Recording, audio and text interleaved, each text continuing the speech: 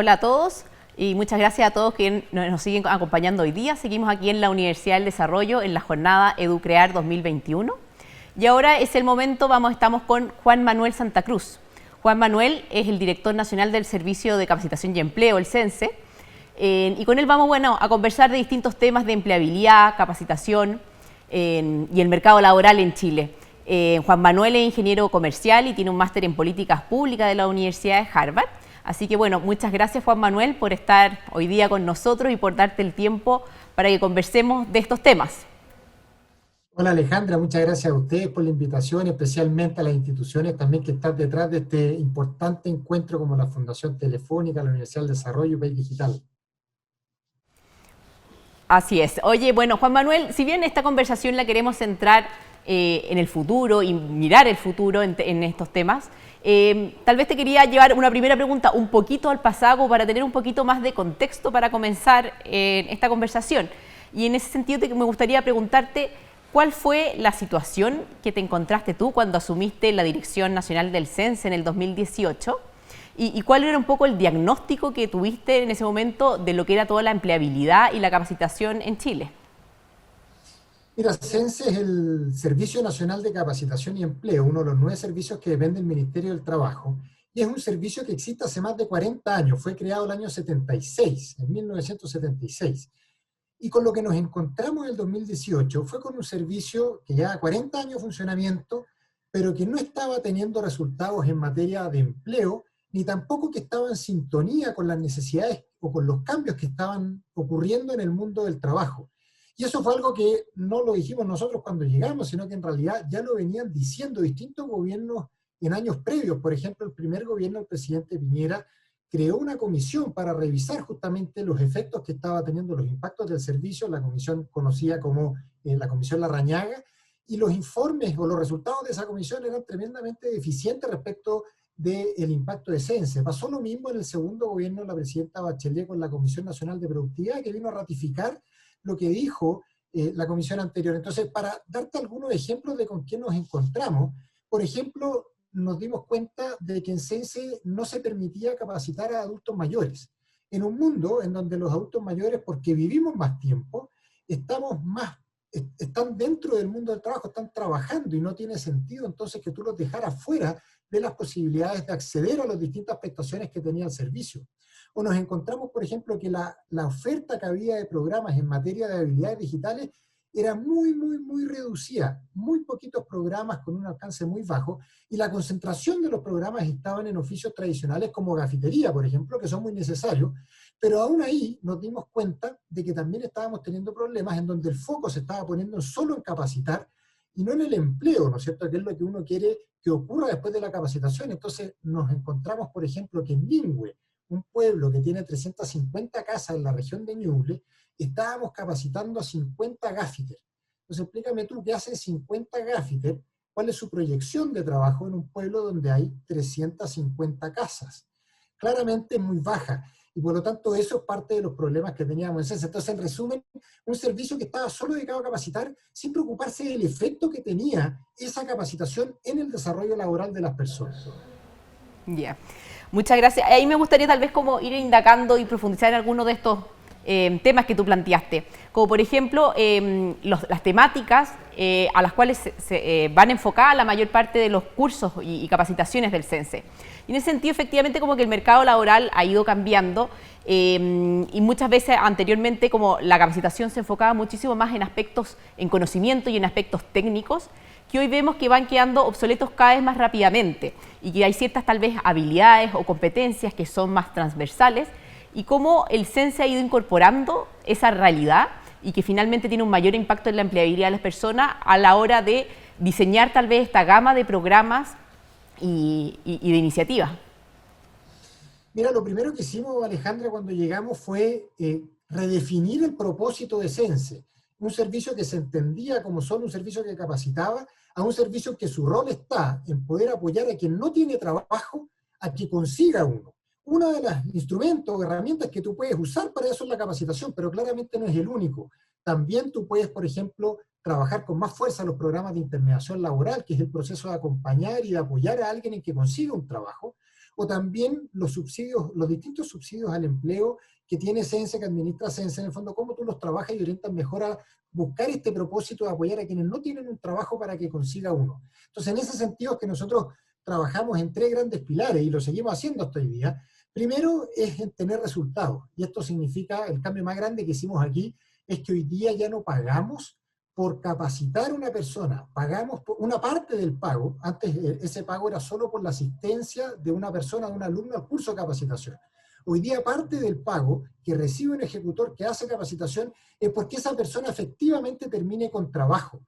Por lo tanto, ya no queremos capacitar a 50 gaffiters en Nimbe, sino va a haber trabajo para esos 50 gaffiters. Y queremos capacitar, por el contrario, por ejemplo, oficios que tengan relación con la actividad forestal, que sí está muy extendida en esa zona y en donde sí hay posibilidad de encontrar trabajo.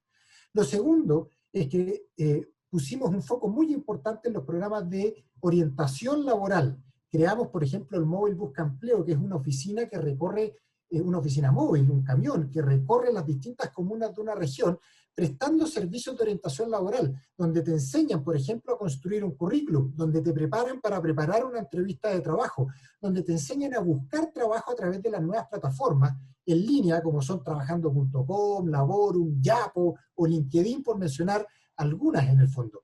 Entonces, todo eso que es un trabajo en sí mismo, lo paquetizamos y lo transformamos en un programa que se llamaba Los Móviles Busca Empleo, que este año han estado suspendidos producto de las restricciones de movilidad, pero que hemos llevado a un formato en línea. Entonces hoy día tú ingresas a sense.cl y puedes justamente orientarte laboralmente, tomar una hora con alguien y todas estas cosas que yo te conté, poder trabajarlas con un psicólogo laboral que se dedica por una hora a trabajar contigo en tu currículum, en tu entrevista de trabajo, en cómo buscar trabajo, en qué capacitarse si eso es lo que quieres hacer.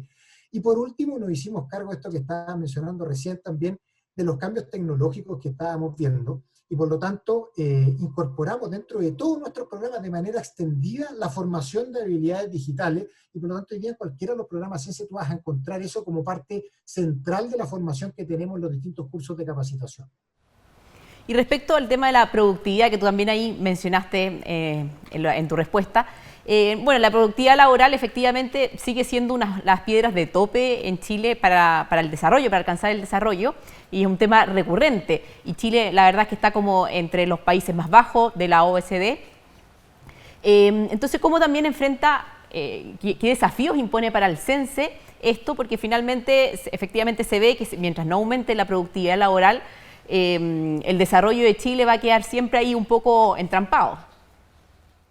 Bueno, así es. De hecho, un factor muy relevante en la productividad de las empresas y de un país en su conjunto es la capacidad que tienen las personas, que tienen sus trabajadores y sus trabajadoras. Entonces, desde ese punto de vista, conectamos muy fuerte con esa problemática, buscando, haciéndonos cargo de la formación que tienen nuestros trabajadores y trabajadoras en Chile para enfrentar los distintos desafíos de hoy día. En ese sentido, quisiera graficarte con dos ejemplos cómo nos hemos hecho cargo de esto. El primero tiene que ver con la historia de Alfonso Gallo. Alfonso Gallo es un adulto mayor, si tú lo tomas por estadística, es una persona que tiene más de 65 años y por lo tanto está ya en edad de jubilación y es considerado para todos los efectos en Chile un adulto mayor. Y él era candidato a salir de su empresa. Él trabajaba como vendedor en una empresa del mundo del comercio, una empresa grande, y era candidato a salir por este proceso de transformación digital que están viviendo muchas empresas. La historia de Alfonso, hecho del 2019, es previo a la pandemia, y él era candidato a salir producto de que la empresa estaba abriendo canales digitales de venta, canales en línea, y cerrando sus canales presenciales.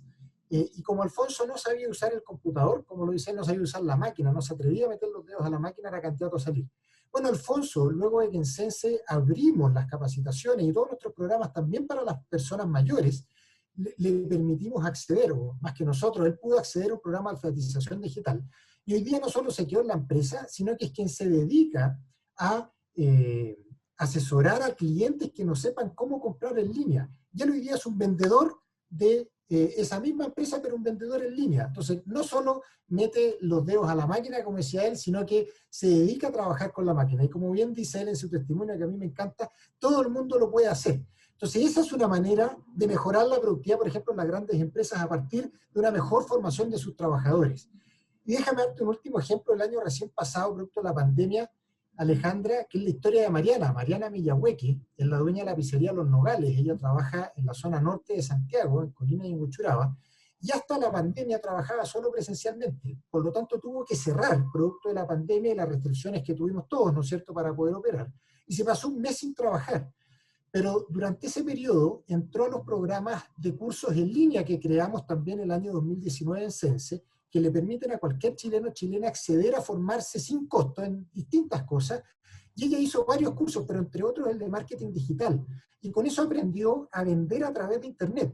Y ella, después de estar un mes cerrada en plena pandemia el año pasado, luego pudo abrir y seguir operando, creando o cocinando sus ricas pizzas, pero vendiendo a través de Internet y repartiendo a domicilio. Con eso no solo salvó su negocio en plena pandemia, sino que además pudo hacerlo crecer gracias a las herramientas de poder vender en línea a través de este curso de marketing digital. Otra forma súper concreta de mejorar la productividad, en este caso una pyme, de un pequeño emprendimiento que tenía Mariana y que gracias a esta formación hoy día le ha ido mucho mejor, no solo pasó de buena manera la pandemia, ¿no es cierto?, que es un caso excepcional en sí mismo, sino que además pudo crecer y hoy día tiene a mucha gente empleada gracias a cómo ha crecido producto de esta nueva formación que ha recibido.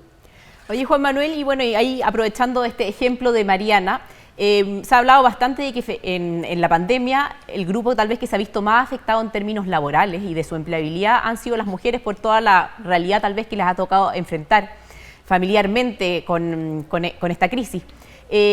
¿Cómo está enfrentando el Sense y qué acciones se están tomando para efectivamente apuntalar a este grupo que se ha visto tal vez especialmente afectado en su empleabilidad para que no impacte a futuro? Mira, el tema de las mujeres en el mundo del trabajo es un tema muy amplio y que involucra muchas cosas. De algunas de ellas claramente nos podemos hacer cargo de Sense, de otras se requiere un esfuerzo mayor como sociedad. Por ejemplo, la corresponsabilidad que se requiere hoy día con el cuidado de los niños es un tema social, es un tema cultural, en donde no tiene por qué solo la mujer hacerse cargo de los niños y el hombre en cambio salir a trabajar, sino que pueden perfectamente compartir los roles. Ahora, a pesar de que eso lo declaramos así, lo cierto es que en los datos una mujer trabaja más de 20 horas por sobre el hombre en labores domésticas como el cuidado de los niños. Entonces eso es algo que es tremendamente injusto y se cambia desde lo cultural y desde lo social. Pero sí hay otras cosas de las que sí nos podemos hacer cargo y que hemos empujado desde Sense. La primera es que en el contexto también de la pandemia, en septiembre del año pasado, hace un par de meses, creamos un nuevo subsidio al empleo específicamente para apoyar a las empresas a toda nueva contratación que realicen en los próximos meses en Chile. Y lo que hicimos en ese subsidio es que le dimos un porcentaje mayor de subsidio a las mujeres, es decir, cuando una empresa contrata a una mujer por sobre un hombre, o también un joven o una persona con discapacidad, entonces el subsidio es de un 20% mayor a que si contratara a un hombre. Entonces es una manera bien concreta de empujar la contratación de mujeres. Al mismo tiempo, hemos puesto un especial esfuerzo en poder mostrar cuáles son los trabajos que están disponibles en una zona geográfica para que una mujer pueda, desde la seguridad de su hogar, poder buscar trabajo. Y es más, hemos hecho especial esfuerzo en estas ferias laborales en línea, mostrando estos trabajos, de poder mostrar también aquellos trabajos que son en una condición de teletrabajo, es decir, que se puede trabajar desde el hogar y en donde la empresa se hace cargo naturalmente de la conexión a internet y de todo el equipamiento que requiera esa persona para poder hacer bien su trabajo. Entonces, con esto también queremos apoyar justamente a mujeres que eventualmente no puedan salir del hogar, pero que sí puedan eventualmente trabajar desde la casa, a que así lo hagan. Y por último, Alejandra, hemos también hecho una sección especial de cursos en línea para mujeres, en donde así como Mariana, muchas de ellas puedan adquirir habilidades digitales que le permitan, por ejemplo, si están emprendiendo, si saben hacer algo desde su casa, lo que sea que hagan, en el fondo, y que quizás previo a la pandemia iban a la feria a vender lo que hacían, bueno, que hoy día lo puedan seguir haciendo, pero digitalmente, con todos los beneficios que eso tiene, porque puedes llegar a muchos más clientes y por lo tanto te puede ir mucho mejor en tu negocio. Oye, Juan Manuel, y volviendo tal vez como al contexto más macro, siempre ha sido un problema en el hecho de que efectivamente las necesidades de las empresas, lo que requieren las empresas y el mundo y la economía en general, no siempre está en sintonía con lo que hay disponible en el mercado laboral. Y existe siempre una brecha que ahora con los avances tecnológicos y que también esta crisis sanitaria han dejado en mayor evidencia y que estas brechas son cada vez tal vez más dinámicas, más grandes y más persistentes, más recurrente. ¿Cómo enfrentar esto desde el mundo público? ¿Qué desafíos ve que tenemos desde el mundo público y desde eso el CENSE particularmente? Las instituciones educacionales y formadoras de profesionales y también el mundo privado para ir efectivamente poder ir acortando estas brechas y generando un entorno más colaborativo que permitan que éstas se puedan subsanar más fácilmente y más rápidamente, más a tiempo. Mira, enhorabuena Alejandra, existen hoy día espacios de conversación entre el mundo privado y el mundo público y también dentro del mundo privado entre las empresas y las instituciones de educación.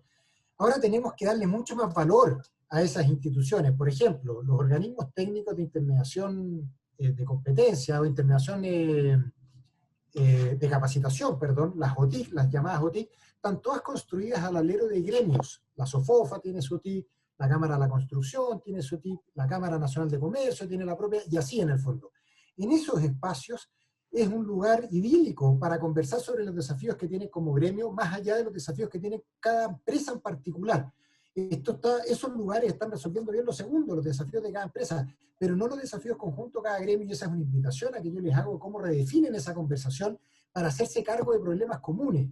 Tenemos también instituciones como Chile Valora, por ejemplo, o el Consejo de Formación Técnica Profesional, que son lugares donde se encuentran un INACAP, por ejemplo, con la CPC, pero nuevamente a esos espacios hay que darle un foco mucho mayor en cómo nos hacemos cargo hoy día de los desafíos que estamos viviendo de manera concreta y nos dejamos en el fondo hablar del diagnóstico y los problemas que tenemos.